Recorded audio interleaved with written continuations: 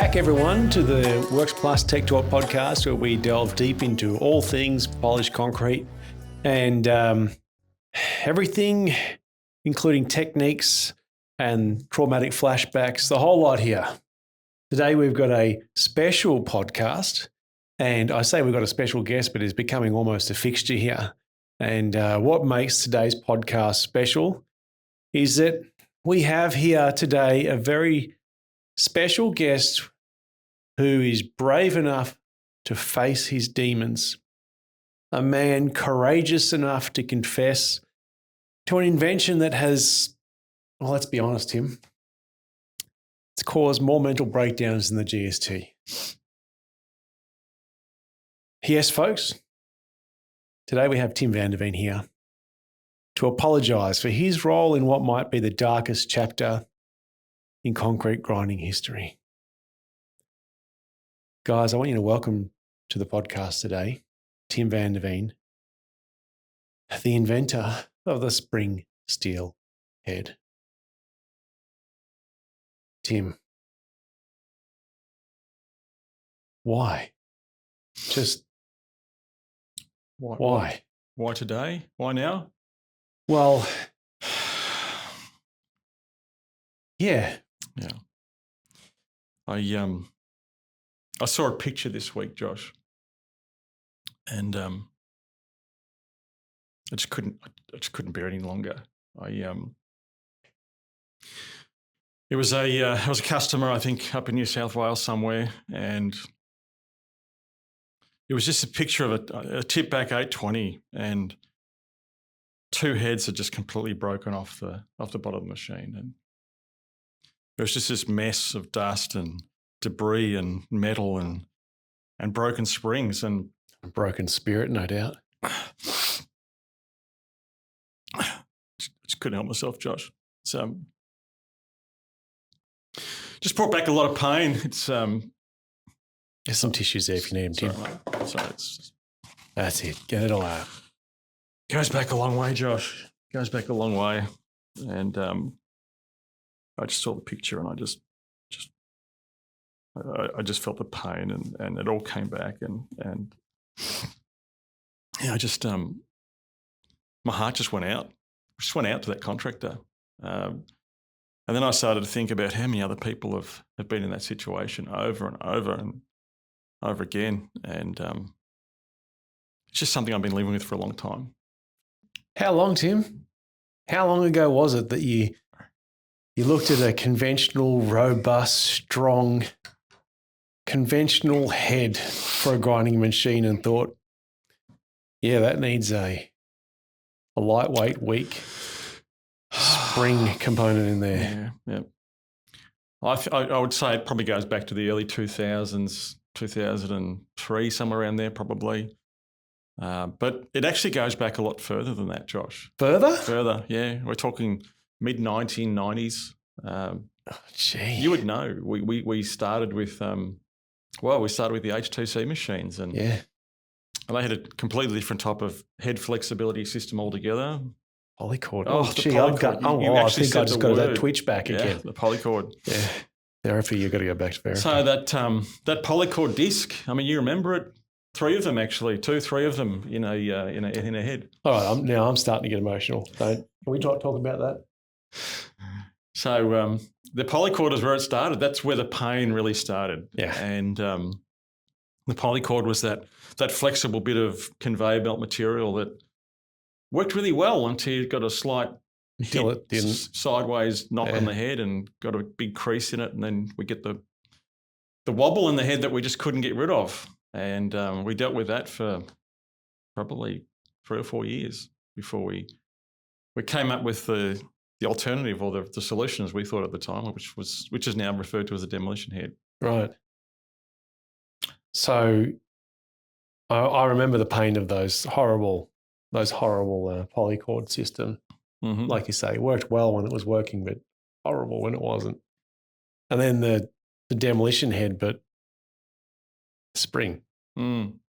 I mean, you had a perfectly good, robust demolition head, and you created something Far more inferior. What was the rationale behind this? What was? Well, I guess we have to draw the distinction here between the demolition head Mark I and Mark II. Okay. And the very first embodiment of the demolition head, the pins were welded into the head plate, the plate where the locks are on, which the diamond holder disc attaches to. And as everyone knows, that those pins, they wear out over time. And because they were welded into the plate, once they were completely flogged out or worn out, you had to throw the whole plate away.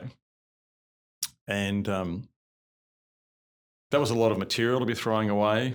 And it meant that when we had to replace a set of heads, or when a contractor had to replace a set of heads on his machine, we would have to ship a whole complete new head up, which is quite heavy. And you're typically shipping 3 at a time, right? 3 at a time.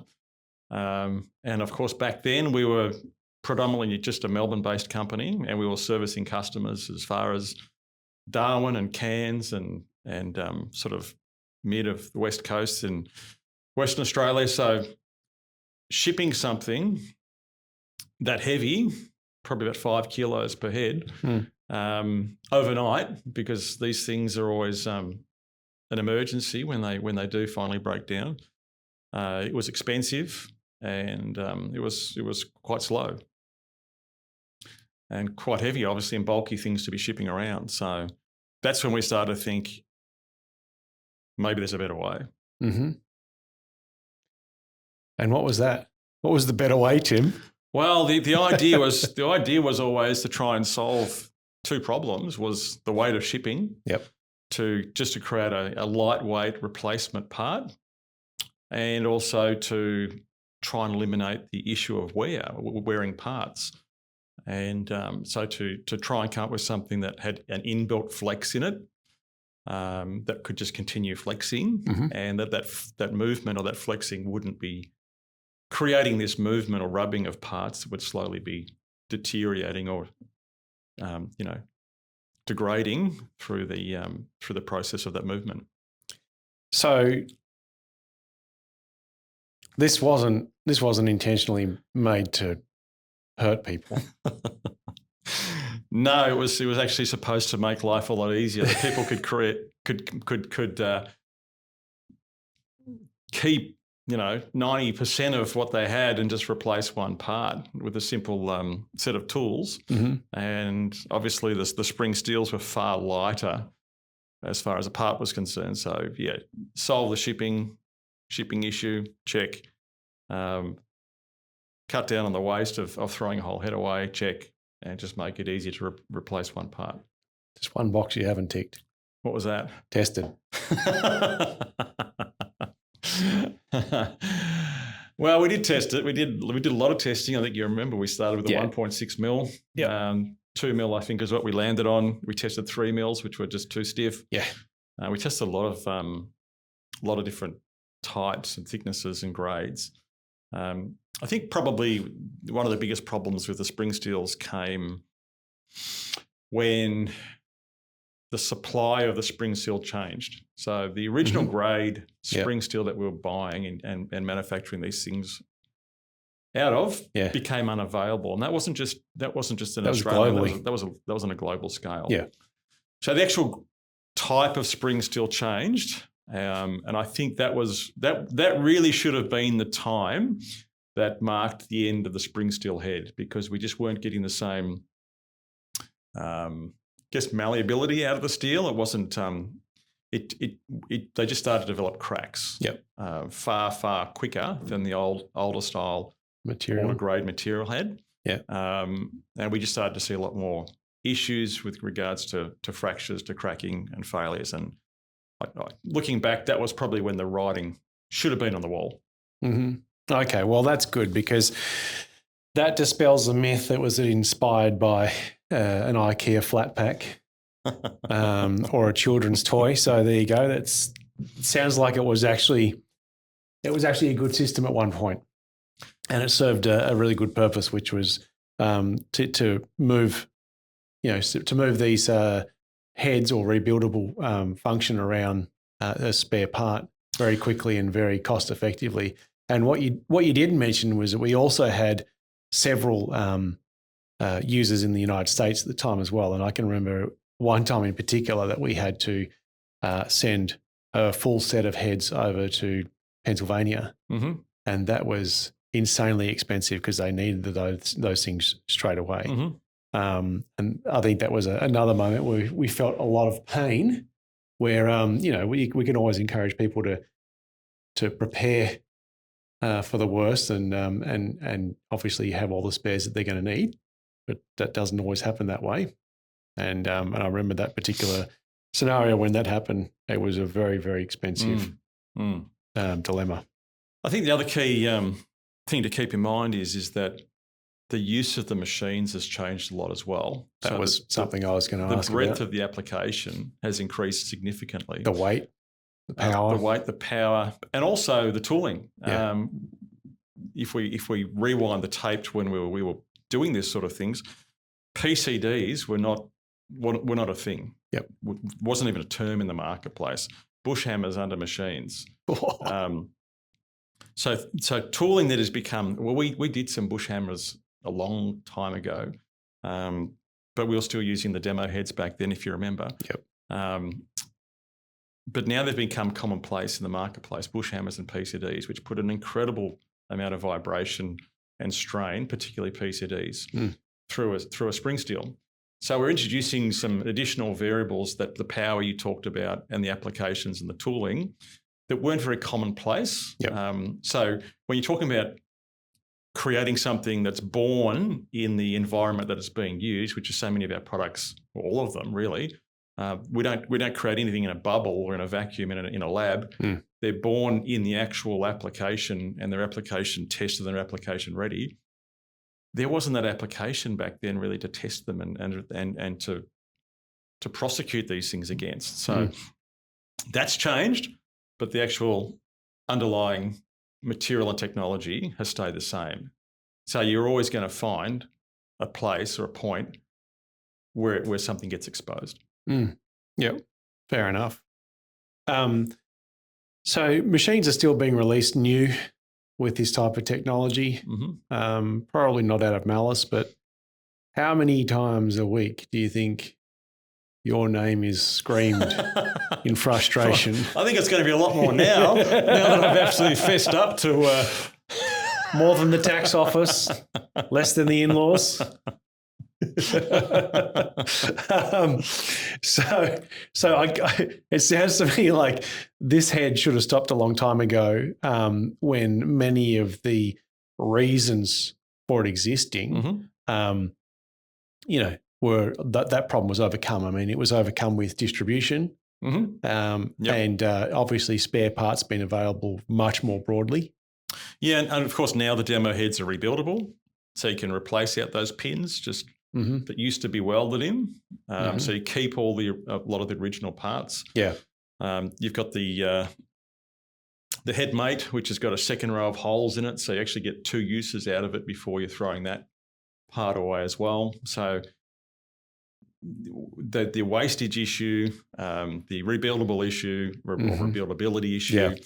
All those things have been, it's all together with fasters. There's no welds in them anymore. So a lot of those things that were an obstacle, and I guess a part of the impetus for change, they've been solved as well.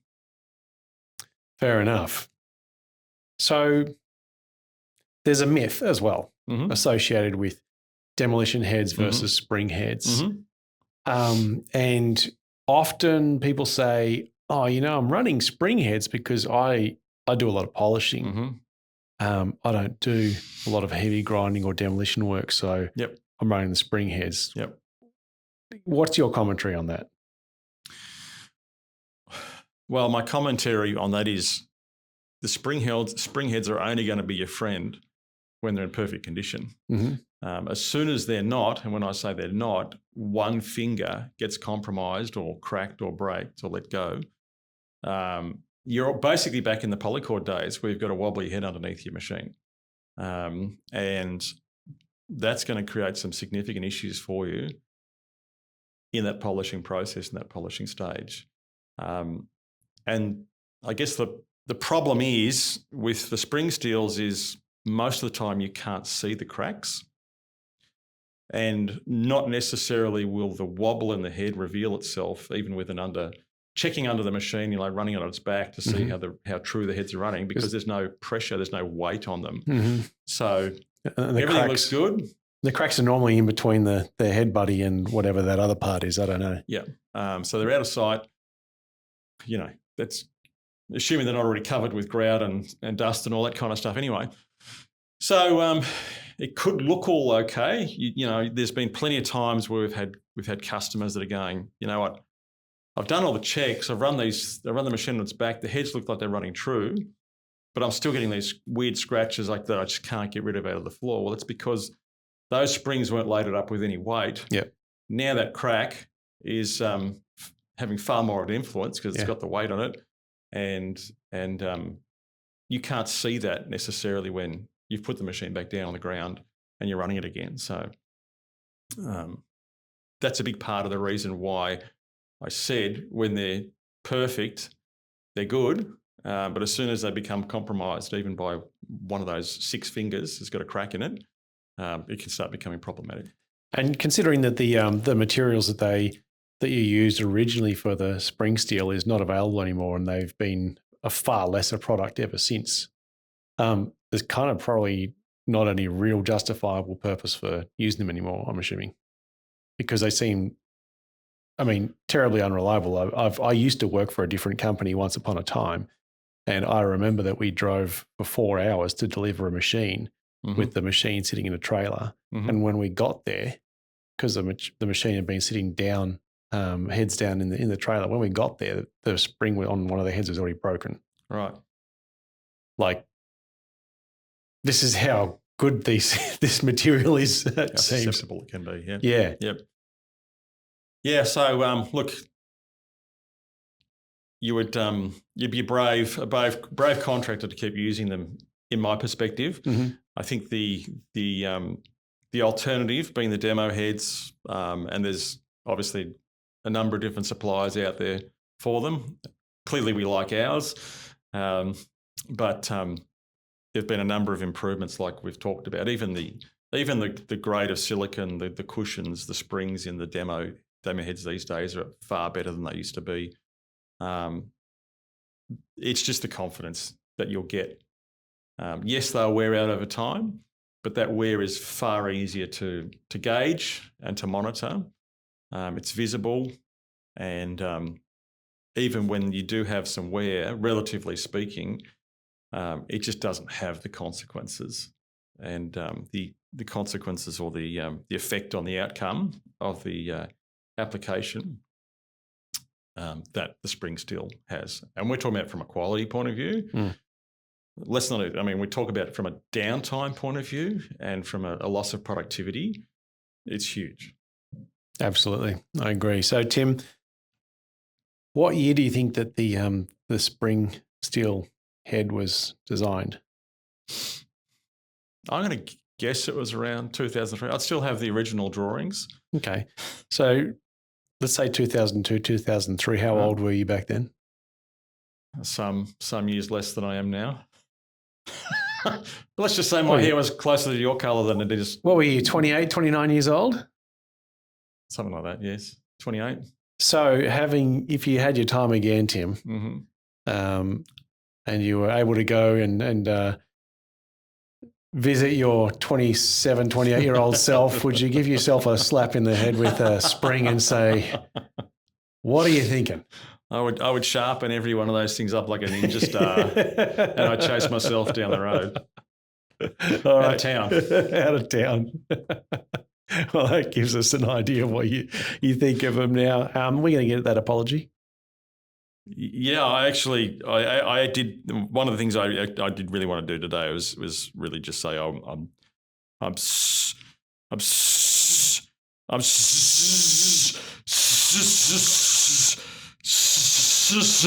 sorry.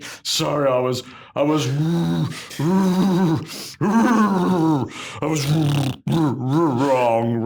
It was so wrong.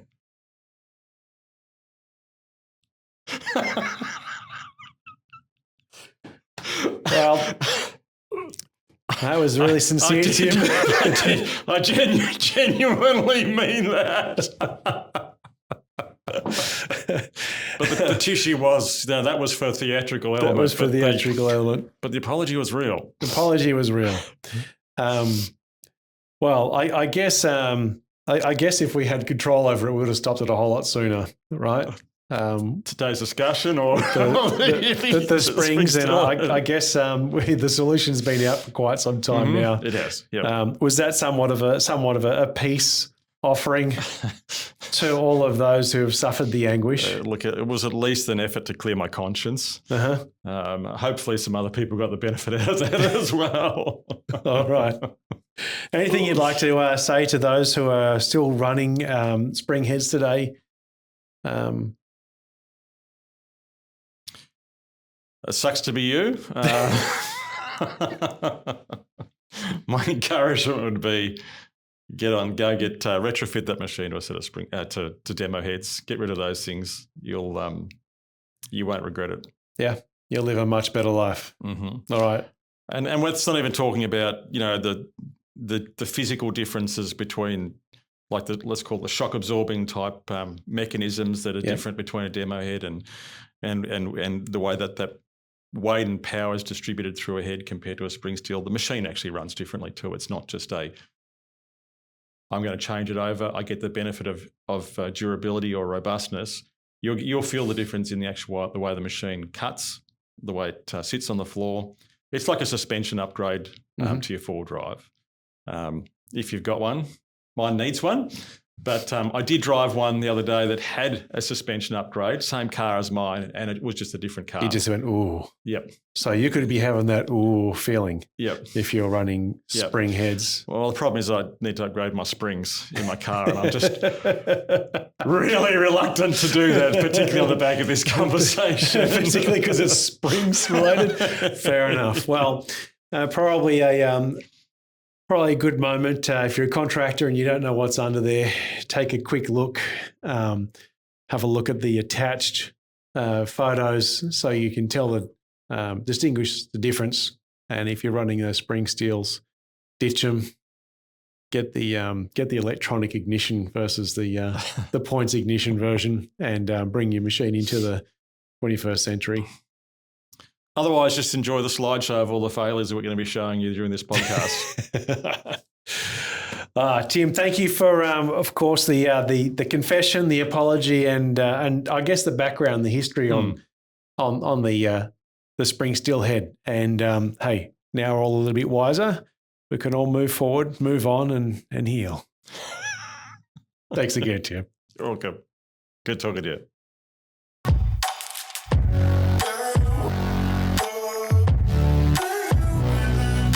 This show is proudly supported by Works Plus. Works Plus brings total solutions to all concrete grinding and polishing contractors to make it totally work for their daily operations.